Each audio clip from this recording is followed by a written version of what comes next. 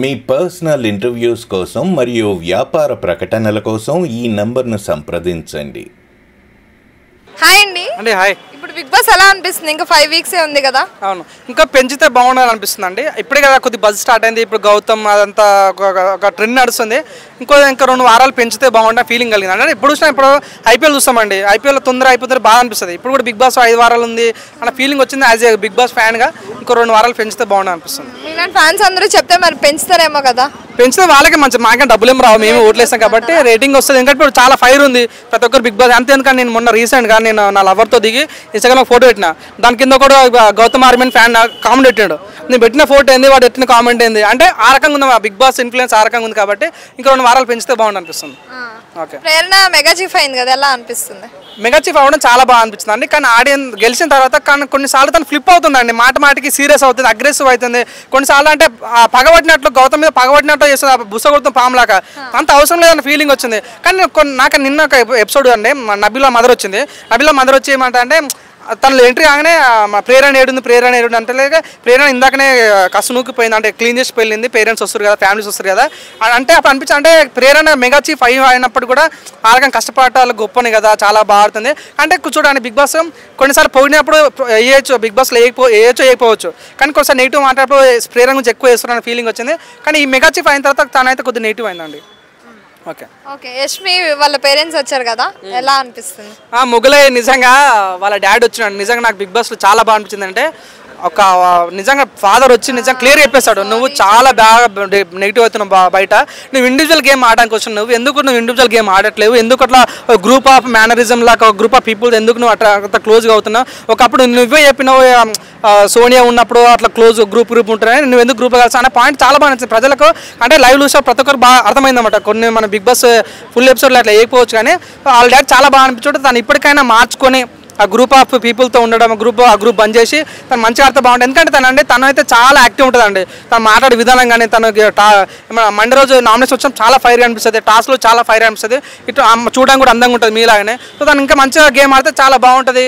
ఇట్లానే గ్రూప్ ఆ పృథ్వీతోని నిఖిల్తోని అట్లా ఉంటే తను నెగిటివ్ అవుతాయి కాబట్టి వాళ్ళ డాడీ చెప్పిన తర్వాత తను మారకుంటే మాత్రం ఎవడేం చేయలేడు, మారితే మాత్రం మంచిగా ఉంటుంది అంతే. అంటే వాళ్ళ డాడీ అందరికీ సారీ చెప్పారు కదా, మా పాప మిమ్మల్ని హర్ట్ చేస్తే సారీ అని. ఆ పాయింట్ మీకు ఎలా అనిపించింది ఒక ఫాదర్ చెప్పడం? నిజంగా అండి, చూడండి ఇప్పుడు వాళ్ళ ఫ్యామిలీ చాలా సఫర్ అవుతున్నాడు. ఎందుకంటే చాలా మంది కామెంట్ నెగిటివ్ పెడతారు, చాలా గలీజ్ కామెంట్ యష్మి అది ఇది అని తిడుతూ ఉంటారు. చూసినప్పుడు వాళ్ళు కూడా భారీ అనవసరంగా మా బిడ్డను బిగ్ బాస్ పంపించినాము. సో మీరు చూడండి అది ఎంత చూసినా బిగ్ బాస్ అంటే అక్కడ వరకు ఉంటుందండి, బయటకు వచ్చేంత ఏముండవు కదా. సో ఆయన వాళ్ళ ఫాదర్ మన బయట చూసి లోపల పోయి మా కూతురు తప్పు మాట క్షమించండి చాలాసార్లు తప్పు మాట్లాడిందండి. సో మాట్లాడే విధానం చాలా రకాలు ఉంటాయి కాబట్టి సారీ చెప్పడం అనేది ఒక మెట్టు ఎక్కారు వాళ్ళ డాడీ.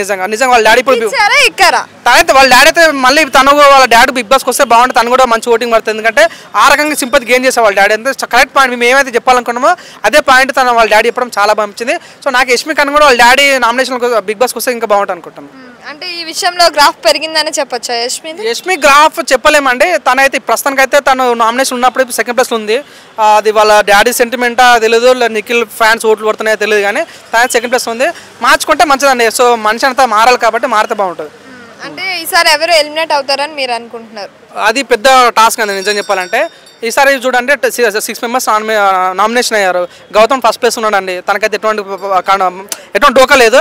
తను ఏంటంటే మన కండు వేసుకున్నాడు కదా, పవన్ కళ్యాణ్ కండు వేసుకున్నాడు కదా, పవన్ కళ్యాణ్ ఫ్యాన్స్ అయితే ఘోరంగా ఓట్లేస్తానండి. తన ఫస్ట్ ప్లేస్ ఉన్నాడు. సెకండ్ ప్లేస్ చూసుకుంటే మన యష్మికి పడుతున్నాయి, థర్డ్ ప్లేస్ టేస్ట్ తేజాకి పడుతున్నాయి, ఒక సింపతి రకంగా. సో డేంజర్ జోన్ ఉన్నది మాత్రం నువ్వు అన్నాను కాదన్న, విష్ణుప్రియ డేంజర్ జోన్ ఉంది, ముఖ్యంగా డేంజర్ జోన్ ఉన్నాం, మెయిన్గా పృథ్వీ చాలా డేంజర్ జోన్ ఉన్నాం. ఎందుకంటే పృథ్వీకి చాలా నెగిటివిటీ ఉందండి. ప్రతి వీక్లో నెగిటివిటీ తను ఉంది, కానీ ఎప్పుడు కూడా బయటకు వెళ్ళాడు. అంటే మనం అనుకున్నాం బిగ్ బాస్ ఎందుకో ఫేవర్ చేస్తుంటూ పృథ్వీ కన్నా ఫీలింగ్ వచ్చింది.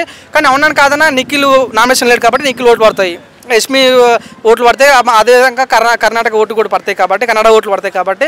సో అవునాను కాదనే పృథ్వీ కొద్దిగా సేఫ్ జోన్ ఉండవు. కానీ ముఖ్యంగా చాలా డేంజర్ జోన్ ఉంది. ఎందుకంటే తను ఎప్పుడు నామినేషన్ రాలేడు.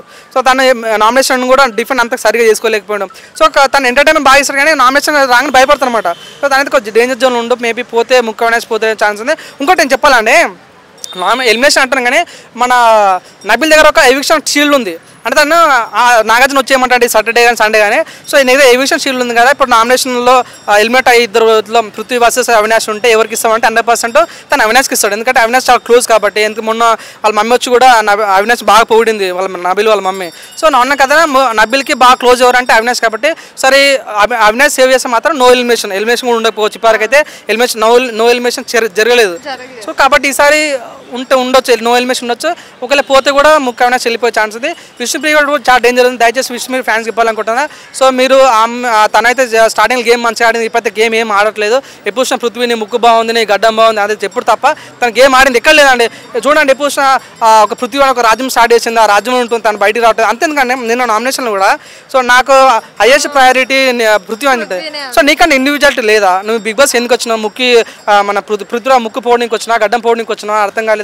సో తనైతే డేంజర్ జోన్ ఉంది. మేబీ వెళ్ళిపోవచ్చు అండి. టాప్ 5 అంటే ఎవరెవరి పేర్లు చెప్తారు? టాప్ 5 అవునని కాదని నిఖిల్ అయితే ఫస్ట్ ప్లేస్ ఉంటాడు. తనకు చాలా విభాసమైన ఫ్యాన్స్ వాళ్ళ ఓటింగ్ పడుతుంది. సీరియల్స్ వాళ్ళు చాలా సీరియస్ తీసుకున్నారు.